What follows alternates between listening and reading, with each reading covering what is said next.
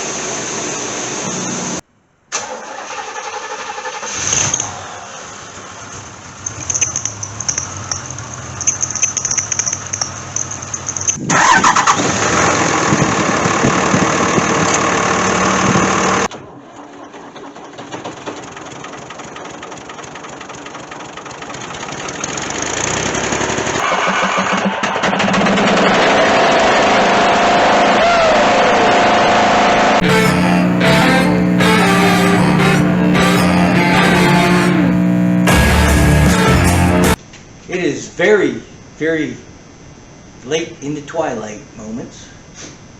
Twilight zone? Maybe, I don't know. But anyway, I've been out all day fetching a car. It was pouring rain. It's always the best time to fetch a car. And it's a convertible with a ripped top. Perfect.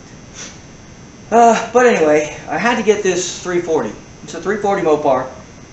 If you've ever shopped for a 340 Mopar, they are getting like extinct. And if you try to buy a crate engine, yeah, you could probably buy two LS's, three maybe LS engines or late model Hemis for the price of one 340. They are ungodly expensive.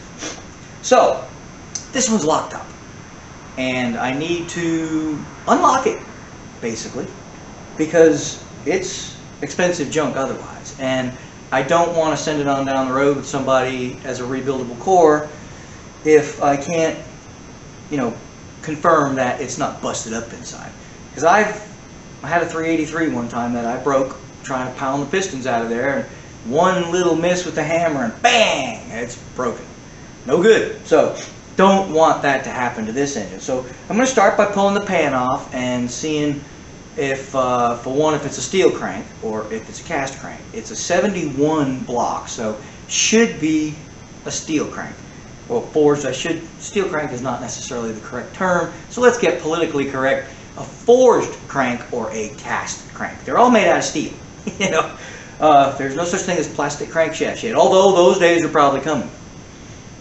But anyhow, I'm going to go ahead and pull this pan, see if we're dealing with a forged crank, which we probably, hopefully, are. And so that means I got to be doubly careful because I don't want to damage the crank either. One good nick in the crank and she's a junker.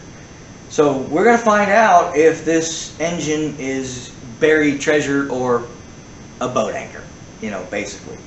So let's go ahead and get started. Let's get the pan off. And then we're going to have to, I've been lubing the pistons up. I've been soaking them in Murphy's mystery oil / transmission, automatic transmission fluid / you know, stuff. Just lubricants, penetrating oil. You know, just kind of mix it all together. Put a little diesel fuel in there too to help it seep on in, you know. But I've been soaking it for quite some time, and it is time to get her apart and see if we got junk or treasure, right? So here we go.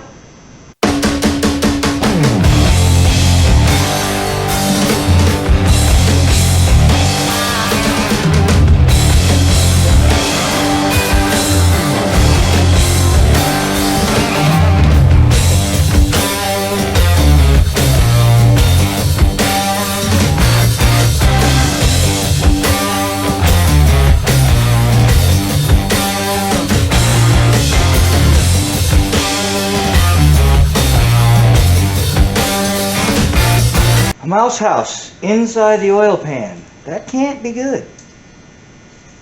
I mean, if you were a mouse, would you want to live in that greasy, grimy environment? Weird. But anyhow, nonetheless, you know, maybe it just likes the smell of oil. I kind of like the smell of it, you know. Well, I was trying to get the light over here to show you the fact that it's a steel crank or a forged crank, but this, whoops, fumble fingers.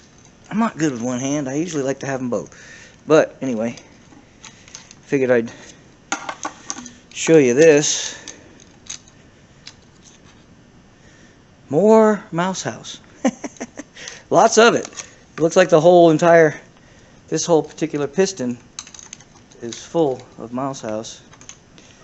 And I'm probably not going to be able to get it out this way. I'm probably going to have to, I'm going to pull the crank out, which I plan on doing anyway. I just thought I'd show you the, you know, mouse house, but weird.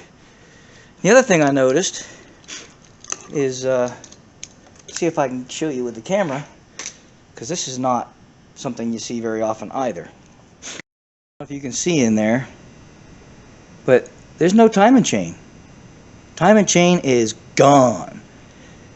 Double roller it was, and you know, I'm still not convinced double roller's any better or stronger than the regular, you know, multi whatever the other ones are called. But nonetheless, it has none. There is no timing chain on this engine, so I think I may know why this engine quit running. You know? So I figured I'd show you that. I don't know how well you can see it, but I think you can see it pretty good. Maybe we'll zoom it in and see if... There we go. Now you can see it. There you go. No timing chain. So mouse house, no timing chain. This engine's got some history. We'll finish taking this apart and we'll see if we can't get the pistons out and the crank out and the rods out without busting anything. Here we go.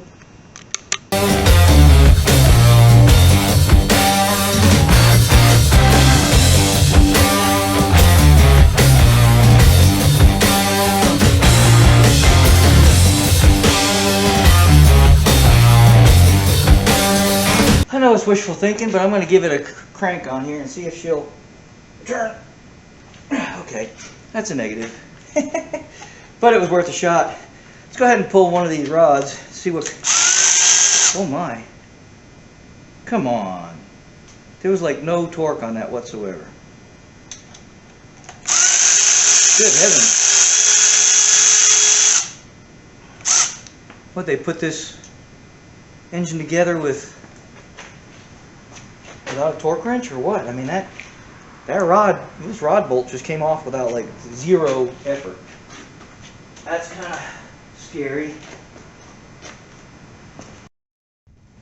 I'm just going to set these rod nuts over there, because I'd like to save the rods too if I can. So let's... Oof, she's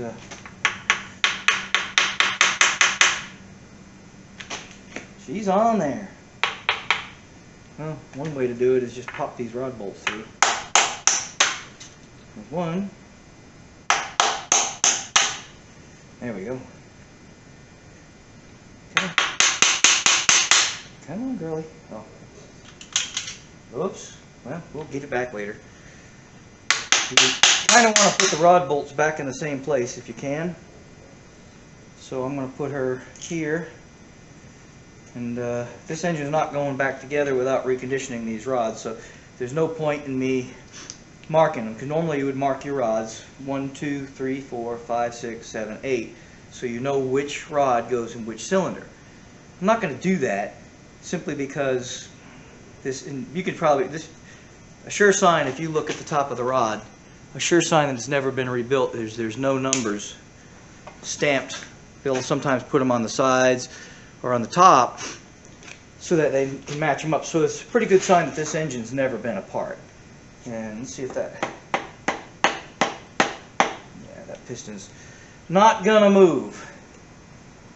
She's pretty scored up. So she's definitely needing a rebuild. Of course, she's locked up. I could probably get her unlocked and take a chance, but can you imagine if I never opened this engine up and just went ahead and tried to fire it up, and I did get it loose without disassembling it, all that mouse house would still be in the engine. So I love, you know, will it run videos as much as anybody, but honestly, if I was able to break this loose still in a car and fire this thing up with all that mouse house in here, how long do you think it would last? And if I was to sell that car running, would you like to be the owner of it? Yeah. That's where I'm at too. So even though I'm very, you know, I love watching those videos and they're great, you know, and if I can get an engine running You know, I probably should have pulled the pan on that one I put in the Gremlin. If you guys watched that Gremlin video, I've never opened that engine up. Now I'm starting to think maybe I should have, you know. The guy I got the car from said it ran good, and I took his word for it, and he's not lying, it's been running. But I'm starting to wonder now, was there a mouse house in it? But anyway, I'm going to go ahead and I see what I'm up against here, and I'm going to, maybe that was the one that was locked. No, that's not. But I'm going to go ahead and pull one cap and see what kind of shape the cap's in, and that'll give you an idea of what I'm up against trying to get this engine apart. For you Mopar fans, which if you're watching this video, you might be a Mopar fan, because 340 is right the golden grail of small blocks for the Mopar. Right here next to it, I guess you can see a little bit of it.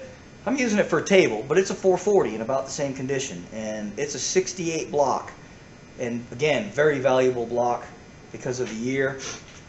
So I'm going to have the same, basically the same thing going with that 440 as I have with this 340. So stay tuned for that one. But let's go ahead and pull this cap and see what kind of shape the rod is.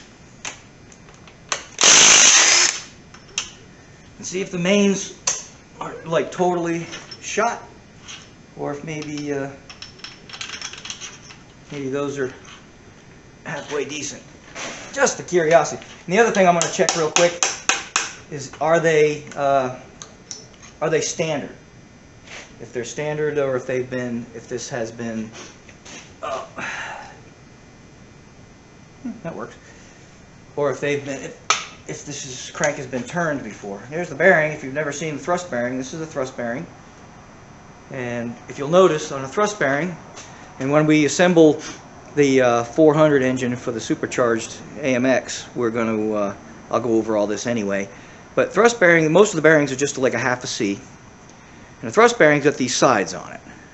And what the sides do is they keep the crankshaft from going side to side, back and forth. So you got to make sure when you put these in that you got to check this clearances too, these clearances here. But I'll get into all that when we put that engine together. And that's in the very near future. For those of you that have been waiting for the Mad AMX project to get started, and I know at least one guy that's real anxious for it, and there's nobody more anxious than I am for that project, because it is going to be my signature car when I finally get that car done. It is going to be, you know, for now anyway. Don't get me wrong, I love the Stingray. I love them all. But that car is going to be my street beast. You know what I mean? She is going to be my boulevard brawler for sure.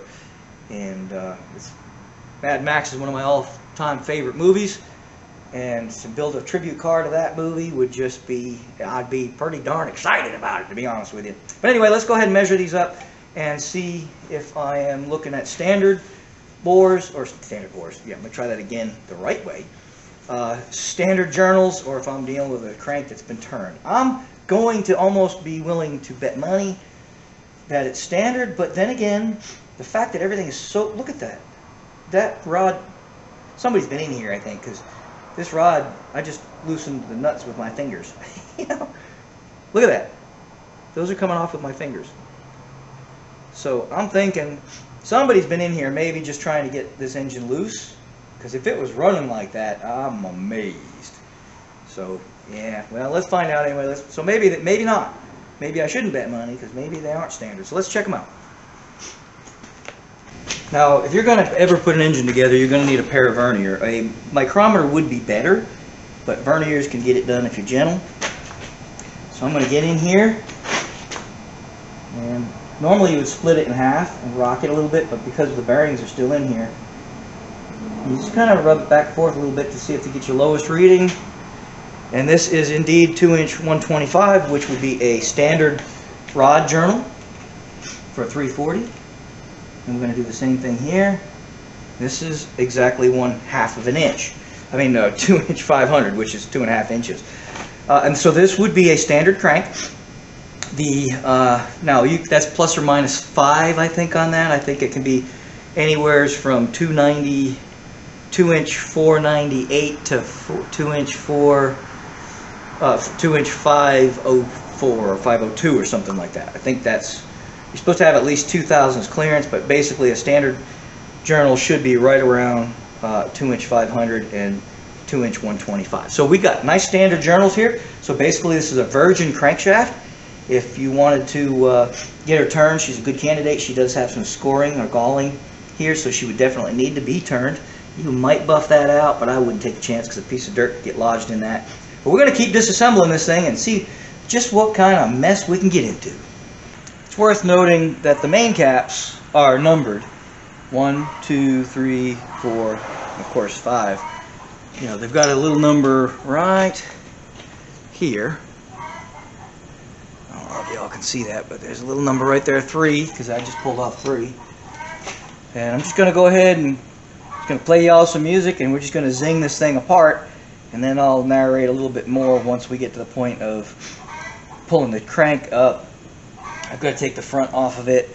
What I'm going to do is I'm going to loosen I'm going to take all the nuts off, get everything all loose, and we'll go to the front, take it off, get the caps off.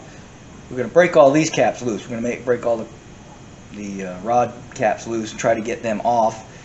And we'll go from there, and then I'll break the mains, get the front cover off, and boop, hopefully, it'll all just come on up.